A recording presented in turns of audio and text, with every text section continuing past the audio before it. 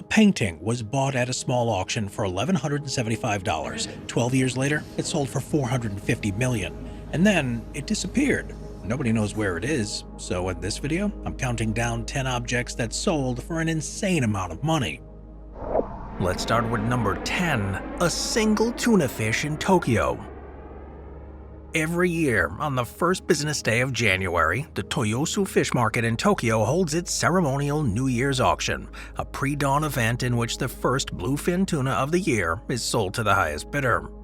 The price paid is not entirely on the quality of this fish, it's a statement, a display of prosperity, ambition, and what the Japanese called egemono, a good luck symbolism. The buyer is purchasing not just tuna, but the prestige of being the person who paid the most for it. In January of 2026, a 243-kilogram, that's about 535-pound bluefin tuna caught off the coast of Oma in northern Japan sold for 510 million yen. That's about $3.24 million. It's the most expensive fish ever sold. The buyer was Kiyoshi Kimura, the president of Kiyomura Corp., and the owner of a chain of sushi restaurants called Sushi Zanmai. Kimura is known in Japan as the Tuna King. He's won the New Year auction multiple times, paying $736,000 in 2012, $1.7 million in 2013, and $3.1 million in 2019, setting records each time before losing his crown briefly to the rival Onodera Group. In 2026, he took it back. That fish cost about $13,300 per kilogram, or about $6,000 a pound. That's roughly $380 per individual piece of sushi. Well, Kimura didn't charge his customers $380 a piece. He served the tuna at regular menu prices across his restaurant chain, absorbing the loss as a marketing expense. The tuna was sliced, it was served over rice, and eaten by ordinary customers for the price of a normal lunch. The price, of course, is not rational. The fish is not 100 times better than a tuna that sells for 30 grand, but the buyer's not making a profit. What the buyer is doing is purchasing a news cycle. Every major Japanese media outlet covers the auction, and the winning bidder's restaurant is mentioned in every headline. Kimura's face appeared on television and newspapers and across social media in Japan and internationally within hours of the sale. The cost of equivalent advertising exposure would dwarf the $3.24 million. Well, the Tuna King paid for a fish, he bought a brand, and then the fish was eaten before lunch. Number 9. A license plate in Abu Dhabi. In April of 2023, a license plate bearing the single-digit 7 sold at auction in Abu Dhabi for 55 million dirhams. It's about $14.3 million. It's just a metal plate, it's got a number on it, the number 7, and it's bolted to a car. That's the entire thing. In the United Arab Emirates, low-number license plates are the most visible status symbols available to a society that already has supercars, private jets, and custom-built palaces. The lower the number, the higher the value. The number 1 sold in 2008 for 52 million dirhams. That's about $14 million at the time, purchased by a member of a wealthy Abu Dhabi family who described the purchase as a worthwhile investment. The number 5 sold for 33 million dirhams in 2007, and the number 9 sold for 25 million in the same year. Now, these plates carry no special permissions, and they don't allow the car to exceed speed limits, skip tolls, or park in restricted areas. They're just numbers on metal bolted to bumpers. The market for these low-number plates in the UAE is not a fringe curiosity either. It is an established, government-regulated system.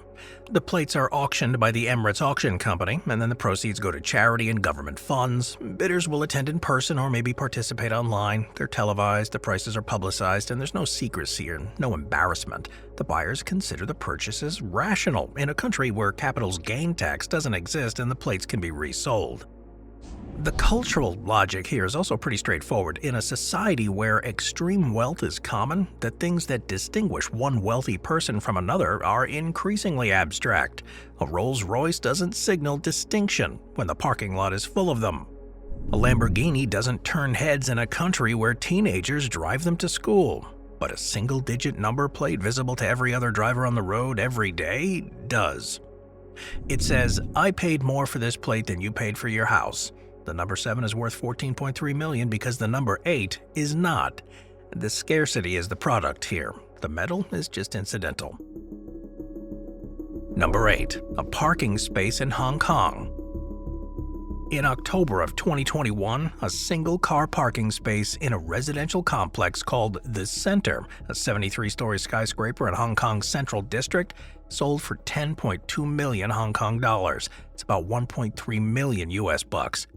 The space measures about 12 by 20 feet. It's a rectangle of concrete in a basement, and it doesn't come with the building. It doesn't include anything at all, except the right to park one vehicle in one designated spot beneath one of the most expensive buildings in one of the most expensive cities. Hong Kong has been the world's most expensive real estate market for over a decade. The city's got about 7.5 million people and a total land area of 1,100 square kilometers. It's about 420 square miles, much of it mountainous and undevelopable. The building area is one of the smallest per capita of any major city in the world. Demand for space, any space, for any purpose, is extreme. Apartments in prime districts sell for 5 to 10 grand per square foot, and parking spaces, which occupy physical square footage in buildings where every square foot has its price, has followed that same trajectory. In some developments there, parking spaces have appreciated faster than the apartments above them because the supply of parking is even more constrained than the supply of housing. The $1.3 million parking space at The Center was not the only record-setting sale. In 2019, a parking space at another development sold for 7.6 million Hong Kong dollars. It's about 970 grand. In 2014, a pair of parking spaces in the Henderson Place development sold for 5.18 million Hong Kong dollars each. Across Hong Kong, parking spaces are routinely selling for more than family homes in most other countries on Earth.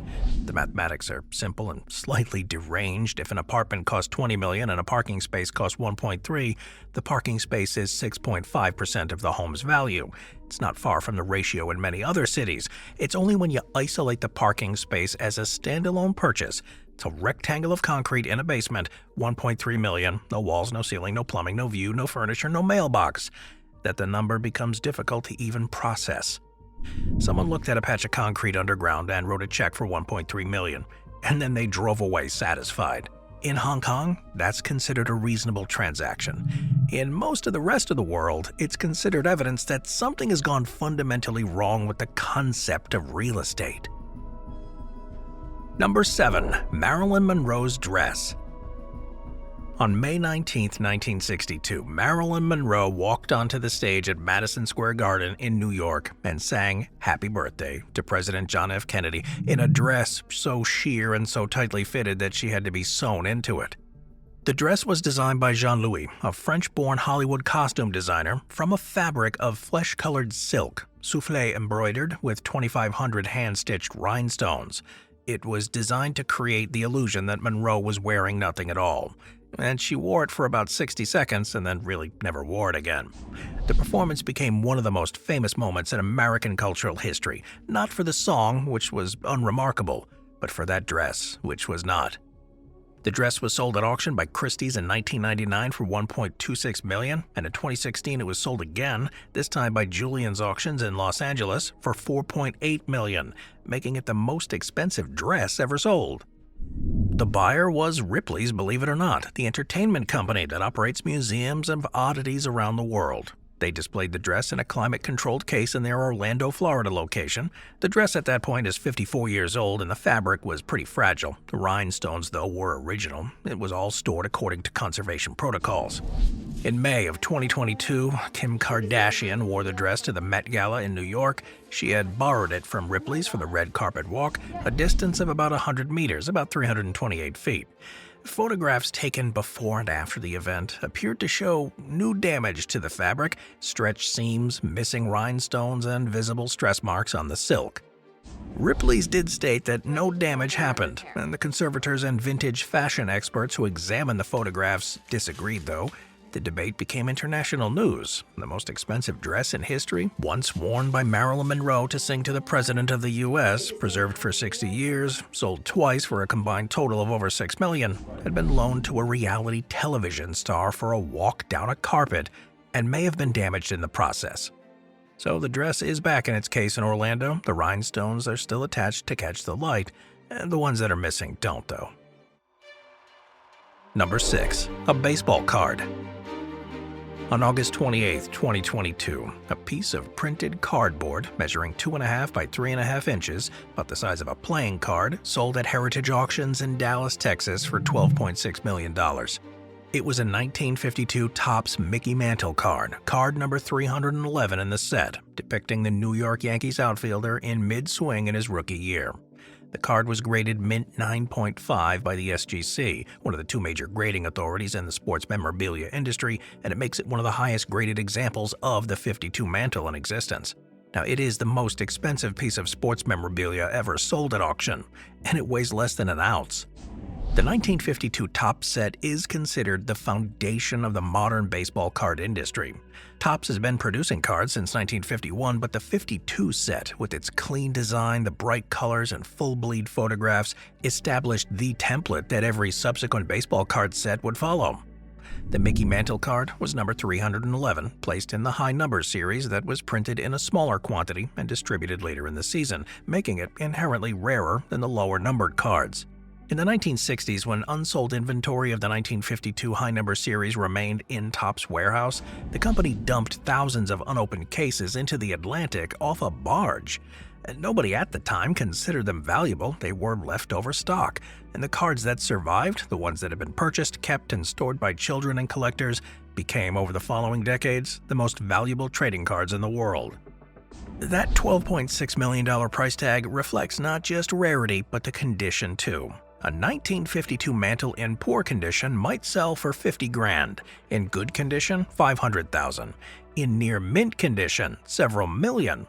The difference between a $500,000 card and a $12.6 million card is a matter of corners, edges, centering, and surface quality, measured in fractions of millimeters by graders using magnification equipment and standardized rubrics. The card that sold for $12.6 to the untrained eye is indistinguishable from one worth a tenth of that price. The difference really is invisible, but the value isn't. A piece of cardboard with a photograph of a baseball player printed in 1952, dumped in the ocean by the company that made it, survived by accident, graded by a stranger with a magnifying glass, and then sold for most professional athletes will earn in their entire careers. Number 5. A stamp. The British Guiana 1-cent magenta. It's the most valuable stamp in the world, and it's not beautiful. It is small, it's roughly 1 square inch, printed on magenta paper and black ink, with a crude image of a sailing ship and the colony's motto. The printing quality is poor, the edges are roughly cut, and it's discolored by age. By any aesthetic standard, it's one of the ugliest stamps in history. It's worth $8.3 million because there's only one of them. The stamp was printed in 1856 in British Guiana, now Guyana, as an emergency measure when a shipment of stamps from England failed to arrive. The local newspaper, the official Gazette, printed a small run to fill the gap, and most were used and then discarded. In 1873, a 12-year-old Scottish boy named Vernon Vaughan found a single surviving example among his uncle's papers. He sold it to a local collector for 6 shillings. The stamp then passed through a series of increasingly wealthy hands over the following decades, each owner paying more than the last. In 1922, it was purchased by Arthur Hind, an American industrialist, for about $35,000, and the story, though never confirmed, is that Hind also purchased a second example of the stamp and burned it in front of a witness to ensure the only one he owned would remain unique. The stamp has sold 4 times at major auctions since in 1970 for $280,000, in 1980 for $935,000, in 2014 for $8.3 million, and has since been donated by its most recent owner, the shoe designer Stuart Weitzman, to the Smithsonian's National Postal Museum in Washington, D.C. It sits in a climate-controlled display, and it's been examined, authenticated, and re-authenticated by every major philatelic authority in the world. And there's no debate about what it is. There is only one. The British Guiana 1-cent magenta is worth $8.3 million because the shipment from England was delayed in 1856 and a newspaper printed a temporary replacement. Every attic, every real estate sale, every collection, every former British colony has been searched. And nothing. The scarcity here is absolute. It's not a beautiful stamp either. It's not a well-made one. It's barely legible, but it is the only one. And in the world of collecting, only one is worth whatever someone is willing to pay. The stamp's not valuable because of what it is. It's valuable because of what it's not. Reproducible. Number 4. A violin. The Lady Blunt Stradivarius was made in 1721 by Antonio Stradivari in his workshop in Cremona, Italy, during the period that instrument historians call Stradivari's Golden Era, when the instruments he produced achieved a tonal quality that has never been replicated. Stradivari made approximately 1,100 instruments during his career. Around 650 survive. The Lady Blunt is among the finest and best preserved, and in June of 2011, it sold at an auction in London for $15.9 million, the most expensive musical instrument ever sold. The violin was named after Lady Anne Blunt, the granddaughter of Lord Byron, who owned it in the 19th century. Now, what makes the Lady Blunt exceptional among surviving Stradivari instruments is not just its maker or the provenance, but its condition. Most Stradivari violins that have survived have been played intensively for centuries, the wood worn by hands, their varnish dulled by rosin and sweat. The Lady Blunt was barely played. It passed through a succession of private collectors who treated it as an object of beauty rather than a working instrument. The varnish is original, the fittings are largely unmodified, and the wood shows almost no wear. It is, in the assessment of the experts who have examined it, as close to a new Stradivarius as exists anywhere on the planet, a 300-year-old violin in the condition of one that was finished last week. The paradox here is pretty obvious. The most expensive musical instrument in the world is one that almost nobody has heard. The instruments that are considered the greatest Stradivari ones, played by Heifetz, Paganini, or Rostropovich, they're the ones that were used, performed on, and loved into their current state of gentle deterioration. The Lady Blunt was preserved just into silence. Its value here is in its perfection, and the perfection is a consequence of its disuse. The greatest violin ever preserved is the one that was never played. That $15.9 million sale price was itself conducted for a purpose beyond collecting. The proceeds went to the Nippon Music Foundation, which uses the funds to support disaster relief, following the 2011 earthquake and tsunami that devastated northeastern Japan. The most expensive violin in the world was sold to help people who had lost everything. Stradivari made it in 1721. 300 years later, it was sold in London to fund the very recovery of a country he couldn't even have imagined, from a disaster he couldn't have foreseen. The violin has not been publicly performed on. It sits in a private collection, in perfect condition, in perfect silence. The most expensive sound that's never been made. If you're enjoying the video, please drop a like and a comment down below. It really does help the channel out. Number 3. A diamond. On April 4th, 2017, a 59.6-carat oval-cut pink diamond called the Pink Star sold at Sotheby's auction in Hong Kong for $71.2 million, including the buyer's premium. That's the most expensive gemstone ever sold at auction.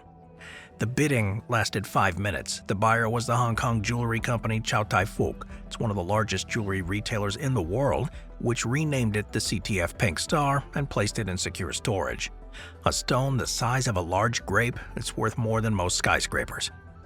The Pink Star was mined by De Beers in South Africa in 1999 as a 132.5-carat rough stone. It took 2 years to cut and polish it, a process so delicate and so risky that a single error at any stage would have destroyed tens of millions of dollars in value in a fraction of a second. The finished stone is classified as a Type 2A, which is a category that represents fewer than 2% of all diamonds, and it indicates a stone of exceptional chemical purity with virtually no nitrogen impurities. The color, vivid pink, which is the highest saturation grade assigned by the Gemological Institute of America, is caused by a structural anomaly in the crystal lattice that absorbs green light and reflects pink. The exact conditions required to produce this anomaly are so specific and so rare that pink diamonds of this size and saturation can be counted on 2 hands. The Pink Star, though, had been sold once before, in 2013 at a Sotheby's auction in Geneva for $83 million, and at the time that was the highest price ever paid for any gemstone. The buyer, a New York diamond cutter named Isaac Wolf, defaulted on the payment, and Sotheby's was forced to take the stone back. The 2017 sale, though, was the second attempt, and this time the buyer paid. The stone is now part of the Chow Tai Fook collection.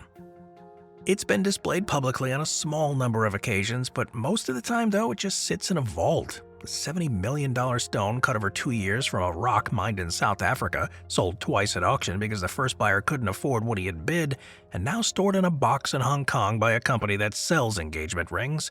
The Pink Star is worth $71.2 million because the Earth made it, and the Earth is unlikely to make another. Number 2. A car.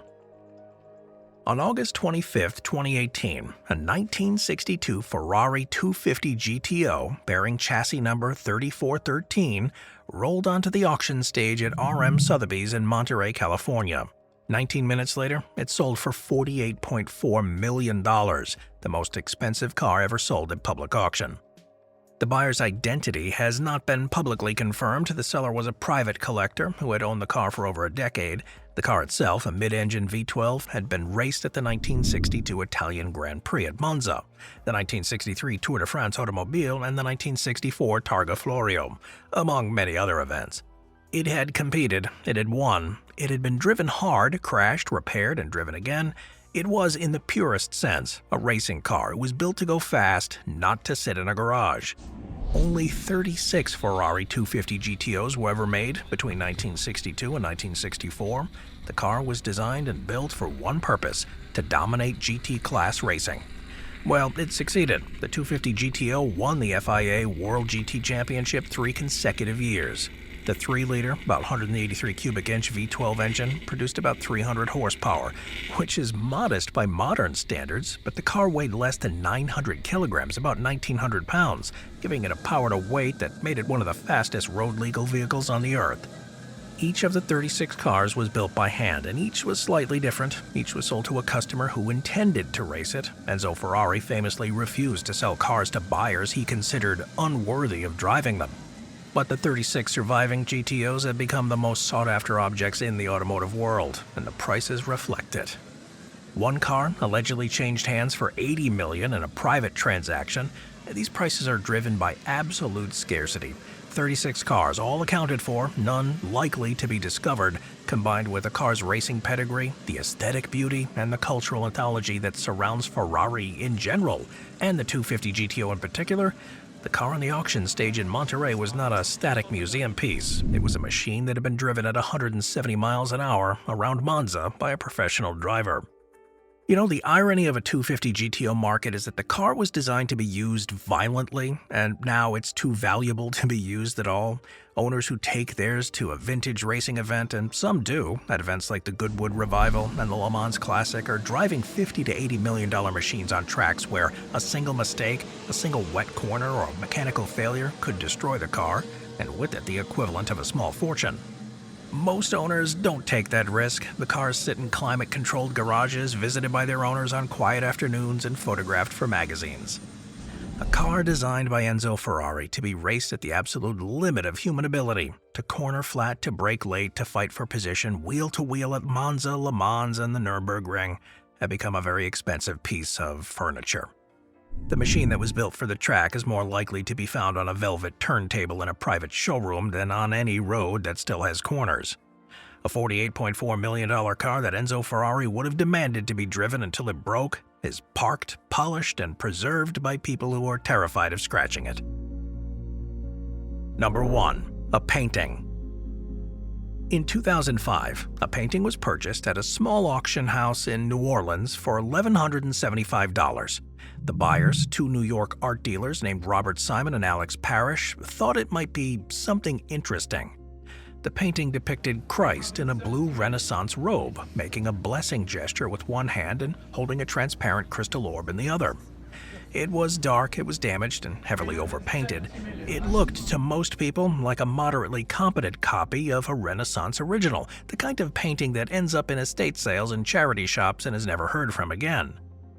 It was not a copy. After years of restoration by the conservative Diane Dwyer Modestini, who carefully removed centuries of overpainting, repaired the damaged surface, and gradually revealed the original brushwork beneath, the painting was identified as Salvator Mundi, the Savior of the World, by Leonardo da Vinci.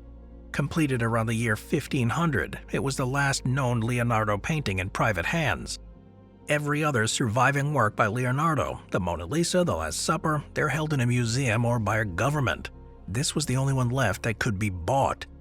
Christie's titled it as The Last Da Vinci and placed it not in an old master's auction, where it would have been seen by a smaller audience of specialists, but in a contemporary art evening sale, a strategic decision that exposed the painting to the wealthiest and most competitive bidders.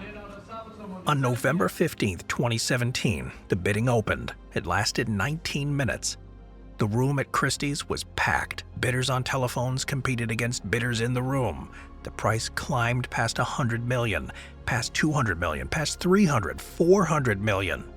The final hammer price was $400 million. With fees, the total came to $450,312,500, the most expensive object of any kind ever sold at auction in human history. The room exploded in applause. Some people gasped, and the painting that had been purchased for $1,100 12 years earlier had just become the most expensive thing a human being had ever bought from another human being in a public sale. The buyer was later identified as Prince bin Abdullah, acting on behalf of Saudi Crown Prince Mohammed bin Salman. The painting was expected to be displayed at the Louvre in Abu Dhabi. The scheduled exhibition was postponed. The painting vanished, and for years the location was subject of intense speculation. Rumors placed it on the Crown Prince's $500 million super yacht, in a secure vault in Geneva, or maybe a secret Saudi government facility. Reports in 2024 indicate the painting may be stored in Geneva, with plans to display it in a new museum being built in the Saudi desert. As of now, though, the painting hasn't been exhibited publicly since the night it was sold. The attribution, though, remains contested. Some scholars believe it's entirely Leonardo's work. Others argue that the painting was executed by his workshop, with only a limited passage by the master himself. The Prado Museum in Madrid has downgraded the painting's attribution in its catalog. The extensive restoration has made it difficult to determine how much of what is visible today is original. A painting that sold for $450 million may or may not be by one of the artists whose name justified the price. Nobody can be certain because the surface has been worked and reworked over 5 centuries by hands that were not Leonardo's. What is certain is this: the painting was bought in New Orleans for $1,175, the most expensive object ever sold at auction. And nobody knows exactly where it is, nobody can agree on who painted it, and nobody outside the buyer's inner circle has seen it since the night it changed hands. The painting does exist, the price was real, and everything about the Salvator Mundi, its maker, its location, its future, remains, 8 years later, a matter of speculation and still silence.